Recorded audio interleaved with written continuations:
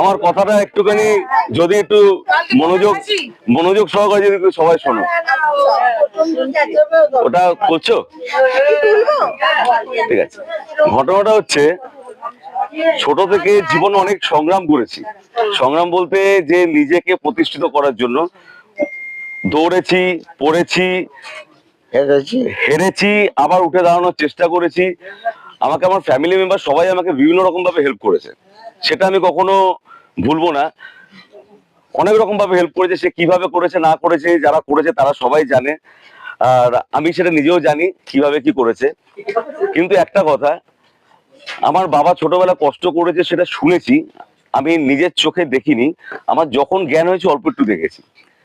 আর একটা বড় কথা, যে আমার মতো অনেকে বয়সে এসেও একটা কথা তারা বাবা মাকে বলতে পারে না, তারা বলতে একটা ইতস্তত বোধ করে। সেটা আমার মধ্যেও আছে, এমন নয় যে নেই, বা আমার যে ভাই যারা আছে তাদের মধ্যেও যে ইতস্তত ব্যাপারটা নেই, তাদের মধ্যেও আছে। কিন্তু তার মধ্যে থেকেও আমি একটা খুব কথা বলতে চাই, যে বাবা তোমায় খুব ভালোবাসি। এই বয়সে এসেও অনেকে কিন্তু কথা বলতে পারে না, তোমাকে খুব ভালোবাসি।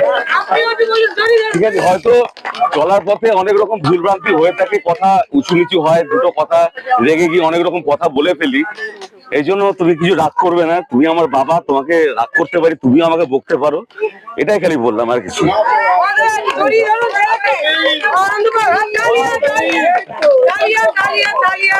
আর আমার তো মিসেস বিশ্বাস আছেই সঙ্গে, ঠিক আছে, যতদিন থাকবো ততদিন থাকবে, যেন দুজনে বুড়ো বুড়ি হয়ে একসাথে যেন থাকতে পারি।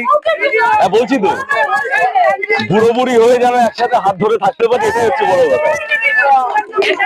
যেন চোখের বা মাথার চুলটা যখন পেকে যাবে, চোখের যখন কুচকে যাবে, গাল যখন কুচকে যাবে, তখন যেন তুমি সঙ্গে থাকবে, এটাই। ঠিক আছে, যাই না, আর কিছু বললাম না। কথা যদি কিছু ভুল বলে থাকি সবাই কিছু মনে করো না, ঠিক আছে। Thank you, thank you. আর হ্যাঁ, আরেকটা কথা, আজকে আমার এই বার্থডে সেলিব্রেশনটা, আমার মায়ের মন্দির আজকে রটন্তিকারী পুজো, সেখানে আমার বার্থডে সেলিব্রেশনটা হচ্ছে, এটা আমার ভাগ্যের ব্যাপার যে এমন একটা দিনে হয়েছে। আমার ভাইরা বোনরা যারা উদ্যোগ নিয়েছে, আর সবাইকে বিগ থ্যাংক ইউ, সবাইকে big thank you by heart.